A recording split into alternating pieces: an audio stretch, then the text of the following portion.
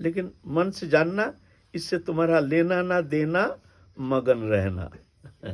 दुनिया का मेला, मैं हूं अकेला। ये फार्मूला अपना लो, ये फार्मूला अपनाओ।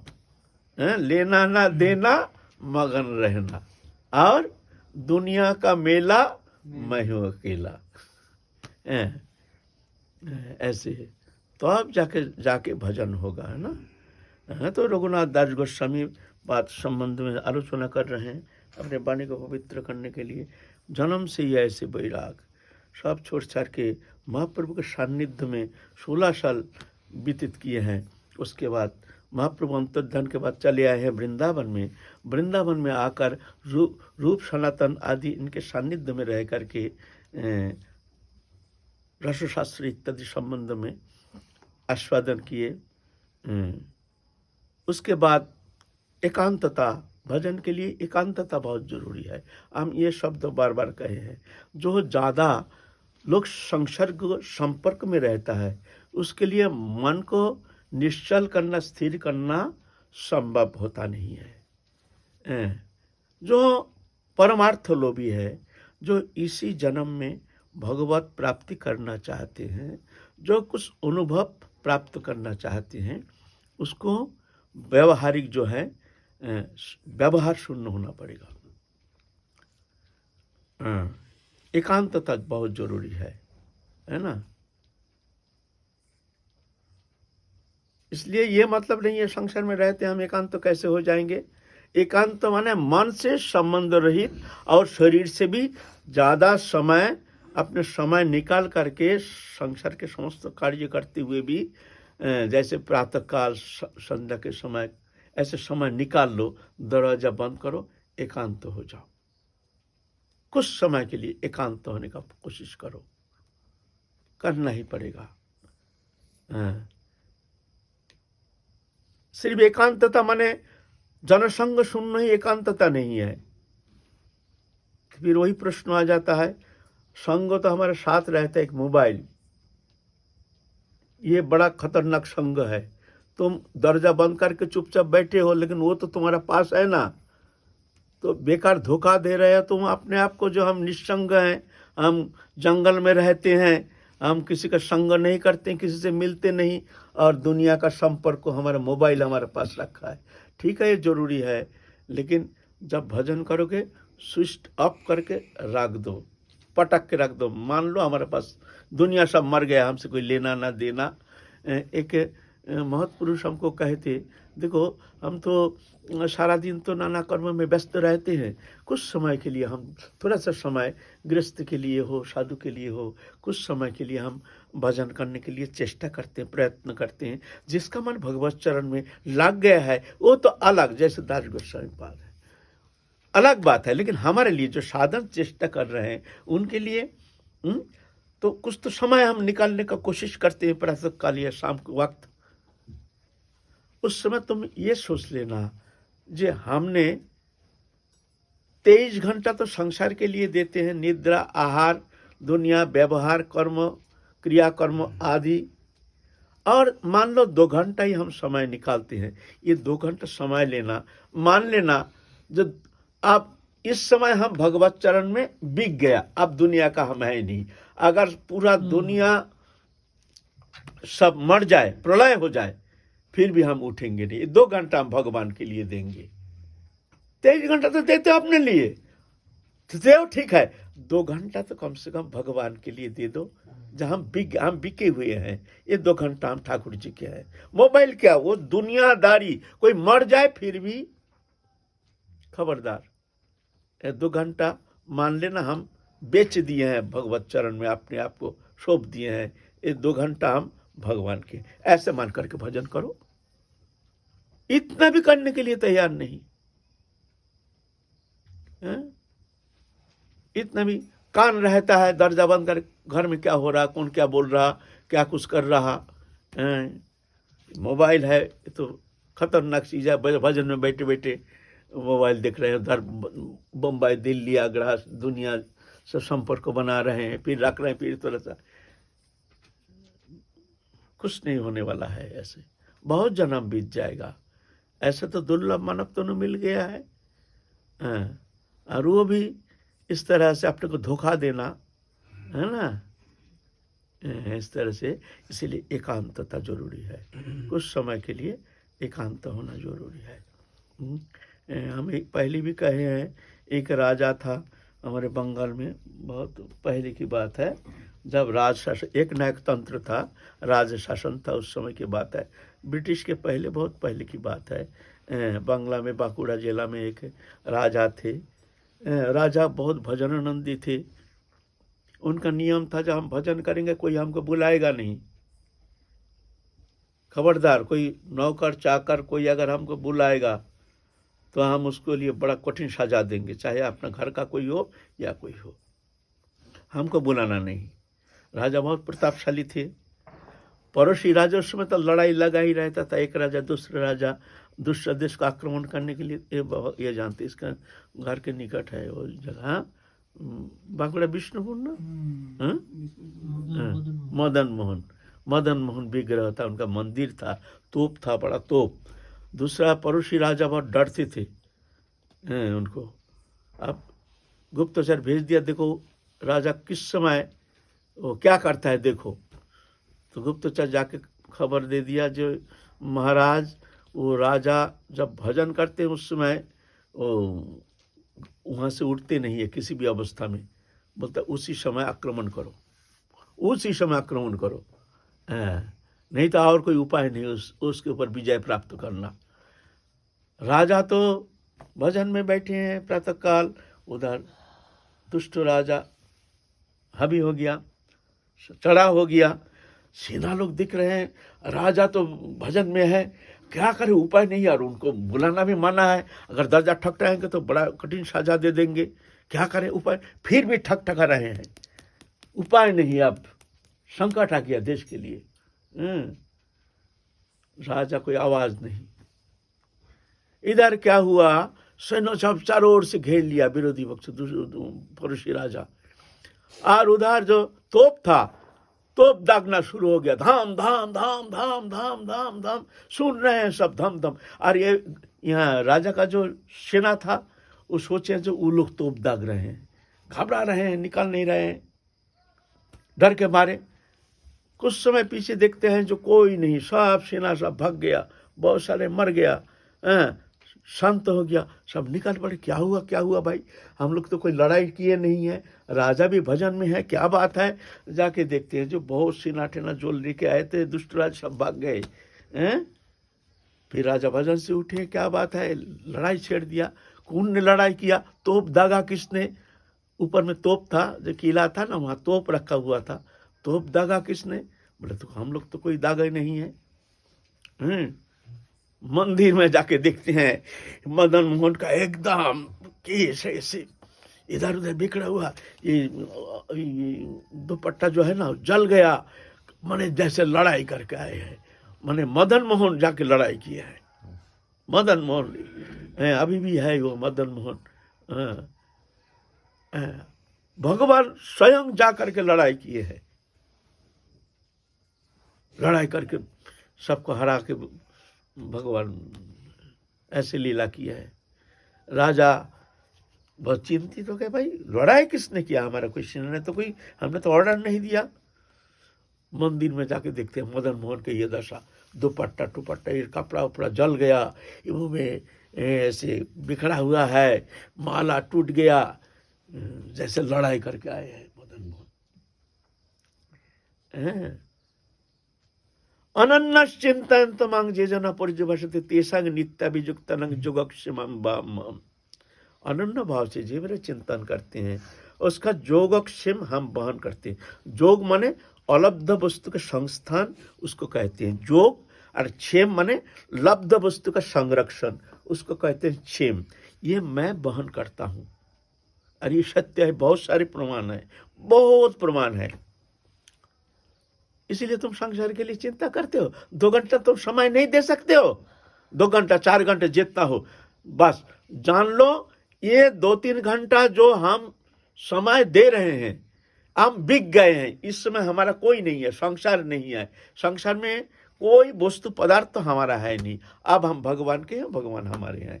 कुछ भी हो जाए, कहीं मर जाए तो मरेगा, मरने दो, फिर भजन से उठ करके देखना कौन मर गया कौन जिंदा है।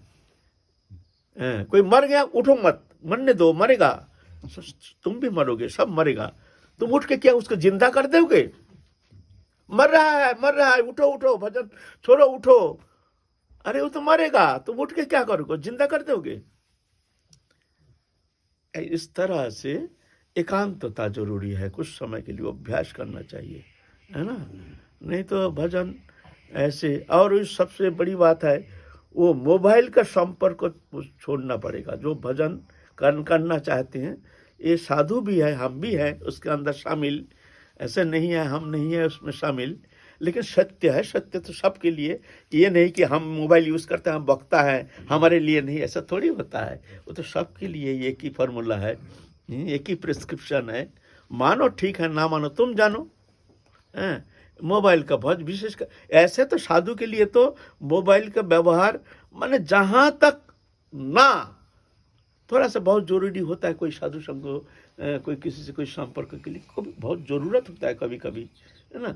ठीक है, इमरजेंसी में कुछ समय के लिए जब भजन नहीं है उस समय देख लो, ज़रूरी बात है, ज़रूरी फ़ोन है, एक हाथ कर लो, कम समय, ऐसे इस तरह से व्यवहार करना चाहिए। नहीं तो निस्संगता, जनसंपर्कहीन व्यवहार शून्य, हम व्यवहार शून्य है, जंगल में रहते हैं, मोबाइल हमारे पास है, अपने को मत ठगाओ। इस तरह से एकांतता बहुत जरूरी है ना? तो रघुनाथ दास गोस्वामी पाद सोच रहे हैं अब एकांतता जरूरत है, एकांत जाना चाहिए, एकांत जहाँ हम हैं, हमारे ठाकुर जी है, वहाँ और कोई नहीं। वृंदावन में आकर के अब मन चंचल हो गया, दिन बीते जा रहा है, एकांतता, एकांत भाव से भगवत शरणगत हो करके भगवत चिंतन में एक तल्लीनता, तन्मयता, ऐसे बिना वो परम वस्तु, परम प्राप्ति होना संभव नहीं है। समस्त व्यावहारिक संपर्क के अंदर रह करके, जागतिक वस्तु विषय में आसक्त रह करके हमको वो परम पद प्राप्त करना, ऐसा थोड़ी होता है।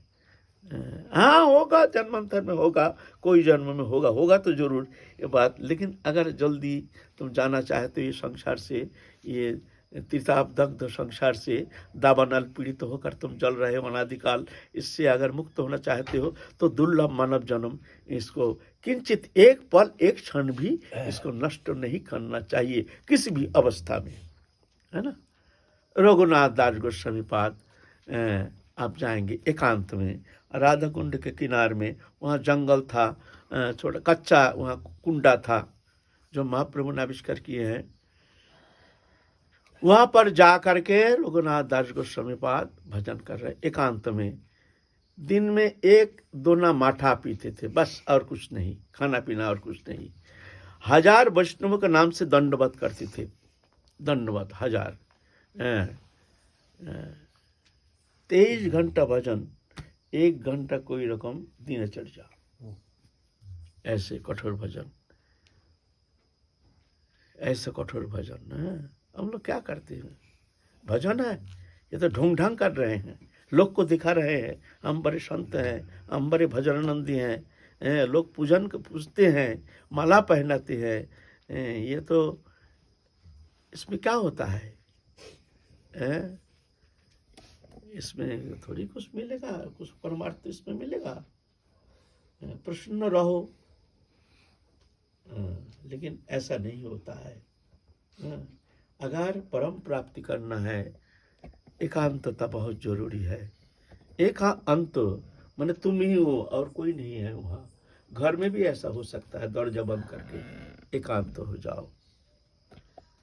एक दिन सनातन गोस्वामी पाद उधर रहते थे पावन सरोवर, मदन मोहन मंदिर बना करके वहाँ से मुक्त हो करके सेवायत के हाथ में समर्पण करके चले गए एकांत भजन के लिए।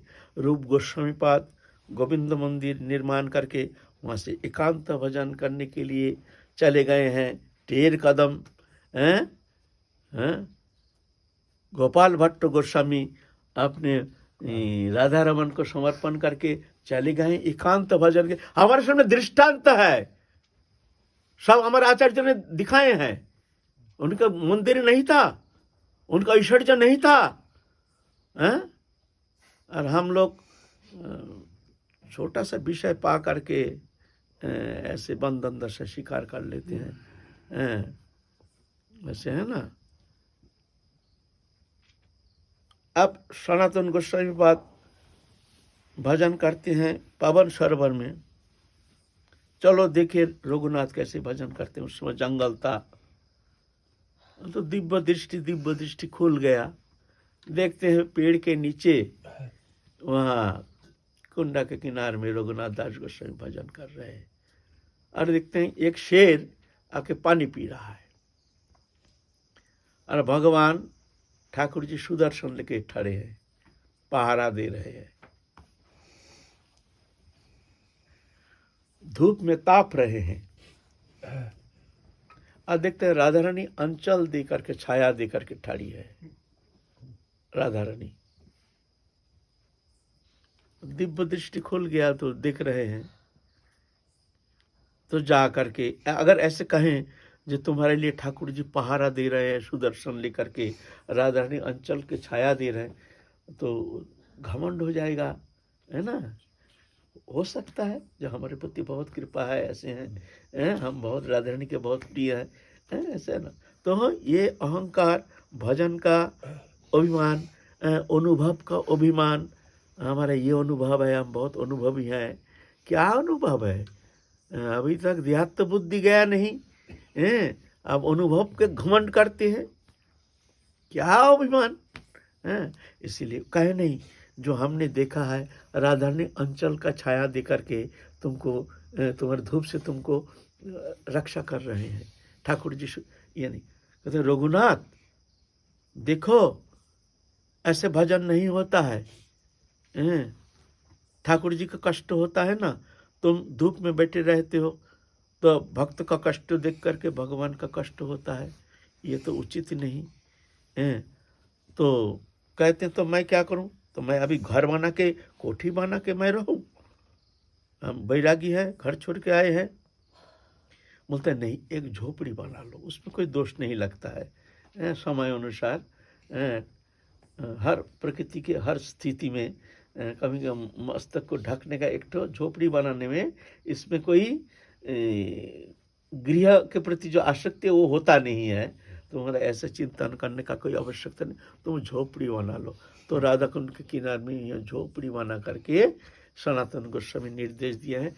बहुत मानते थे सनातन गोस्वामी को, बड़े थे, सबसे बड़े थे, इसीलिए सब गोस्वामी उनको, इसके लिए सनातन गोस्वामी सब ब्रज में जानते थे बड़े बाबा। सनातन गोस्वामी को सब कोई जानते थे बड़े बाबा, ब्रज में प्रसिद्धि है, बड़े बाबा सबसे बड़े राजमंत्री सनातन बड़े बाबा। तो झोपड़ी बना के रहते, एक पल माठा ये खा के बस पी करके दिन व्यतीत करते हैं। बहुत कठिन तपस्या। रूप सनातन चले गए, रूप सनातन नित्य लीला में प्रविष्ट हो गए। शोक संतप्त होकर के माठा पीना भी छोड़ दिया। अब राधा कुंड के पानी पी के रहते हैं, राधा कुंड के पानी पी के रहते हैं। कहते हैं इतना विरह दशा, माने ऐसे व्याकुलित क्रंदन, जो वो देख करके सहन करना किसी के लिए ये असंभव बात था। ऐसे विरह दशा, माने राधा रानी की विरह दशा कैसे होती है? उसके मृत विग्रह जैसे रघुनाथ दास गोस्वामी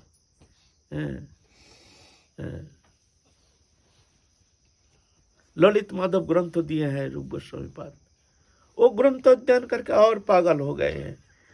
तब आकर के रूप गोस्वामी पाद देखते हैं जी तो पागल हो गया एकदम, इतना भयंकर विरह अग्नि। हम लोगों को तो कोई विरह है ही नहीं, कहाँ विरह? खा रहे हैं, पी रहे हैं, आनंद में दिन व्यतीत कर रहे हैं, कोई अनुभव नहीं, कोई प्रेम नहीं, घमंड तो पूरा है, उसमें कोई कमी नहीं, घमंड की कोई कमी नहीं, वहाँ तो पूरा क्या दुर्दशा है ना। ये विरह दशा, वो प्रेम, वो प्रेम एक छटा किसी के अंदर अगर अनुप्रविष्ट हो जाए, क्या स्थिति होती है।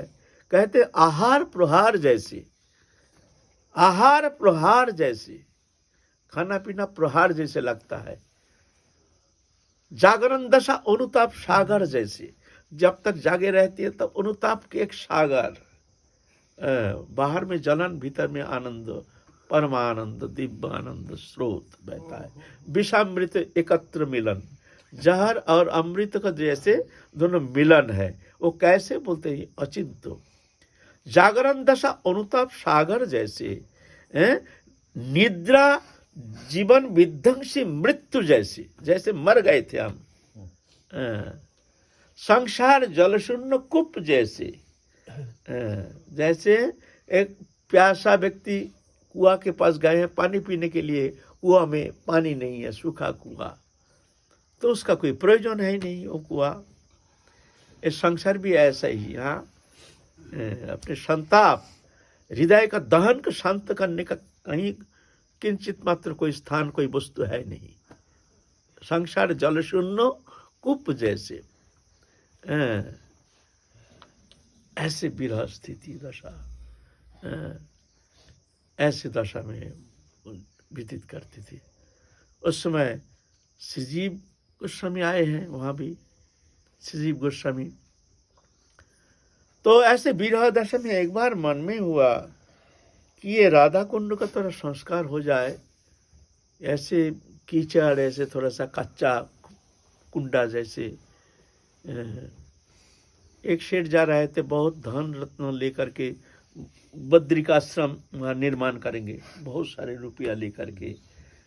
तो उनके अंतर की जो भावना वो राधारानी जान गए हैं, उसको स्वप्नादेश किए हैं और सेठ को, तुम जाओ, तुम जो धन लेके जा रहे हो ये वृंदावन में जाओ, वहाँ राधा कुंड के किनारे में वहाँ रघुनाथ दास गोस्वामी नाम के एक साधु है, वहाँ एक कुंड है, वो निर्माण करने का इच्छा किए हैं, तो वो सेवा करो, इसमें हम प्रसन्न हो जाएंगे। फिर वो वहाँ से लौट के आ गए हैं मथुरा में, आकर के कहाँ राधा कुंड आए हैं, वहाँ तो गांव था नहीं, अभी तो गांव हो गया, उसमें गांव था नहीं। आरिंग जो है ना, आरिंग, वो आरिटिग्राम नाम है। वो अरिष्टासुर को मारने के लिए आरिटिग्राम से आरिंग हो गया, आरिंग। वहाँ पर आकर के पूछे राधा कुंड कहाँ, तो दो एक ब्रजवासी जानते थे, जो वहाँ एक भजनानंदी बाबा रहते हैं, तो ले गए हैं उनके पास, रघुनाथ दास गोस्वामी के पास। रघुनाथ दास को तो बहुत आश्चर्य हो गए, ये कैसे आ गए भाई, हमको तो कोई जानता नहीं है। ये कहते हैं नहीं नहीं, ऐसे हमको आदेश हुआ है, आप जैसे आदेश करेंगे ये रुपया हम आपकी सेवा में लगाना चाहते हैं। अरे ये तो आफत आ गया, हमने तो मन में एक बार सोचा था, लेकिन हमारे द्वारा तो होगा नहीं। हे भगवान, मन में सोचने से भी ऐसे विषय आ जाता है। साधु के लिए ऐसा नहीं, तुम मन में सोचोगे तो वो आ जाएगा। इसलिए बोलते चिंता भी नहीं करना चाहिए, वो भी बहुत झंझट है। अब चिंतित हो गया, अब मैं क्या करूं, हमारे द्वारा तो कुंडा पुंडा निर्माण होना संभव नहीं है। हाथ जोड़ दिया, हमसे तो होगा नहीं। जीव गोस्वामी थे उस समय, कहते हैं चाचा जी अब चिंता मत करो, हम देखेंगे। इतना सुंदर एक सेवा, सब सारा भारतवर्ष सब जानेंगे जो राधा कुंड नामक स्थान है, एक महातीर्थ है। राधा कुंड जी एक बार करे स्नान, राधा सम प्रेम कृष्ण करे तारे दान। ऐसे महिमा है राधा कुंड की महिमा। मुकुटमणि, समस्त तीर्थों के मुकुटमणि राधा कुंड, तो उसको ऐसे हो जाएगा। तो राधा रानी भेजे हैं, इसीलिए आप चाचा आप मना मत करो, होने दो, हम देखेंगे, आप भजन करो। तो जीव गोस्वामी पाद अपने शिष्यों को लेकर के फिर वो कुंड, अभी जो वर्तमान कुंड है उसको निर्माण किए हैं। इस तरह से रघुनाथ दास गोस्वामी 90 साल उम्र तक विराजमान थे वहाँ राधा कुंड में। उसके बाद वो नित्य लीला में प्रविष्ट हो गए। उनकी कीर्ति गाथा, राधा कुंड की महिमा अभी भी है, सब जाते हैं दर्शन करने के लिए, धन्य होते हैं कुंड में स्नान करके। दूर दूर से आते हैं। अभी जो नियम सेवा मास लाखों लोग का समावेश होता है। काल अष्टमी स्नान है। अगर ऐसे निर्माण कार्य नहीं होता तो कौन जानता जो राधा कुंड कहाँ है, कैसे है।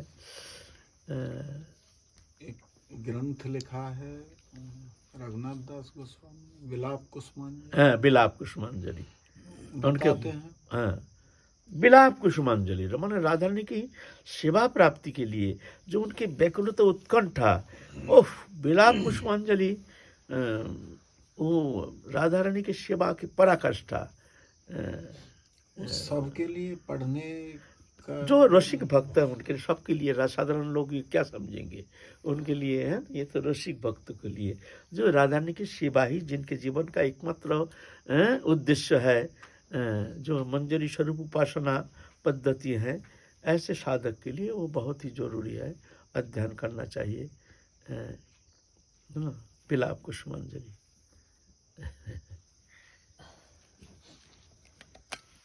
जय जय श्री राधे श्याम। गीता है गौर हरि बोल।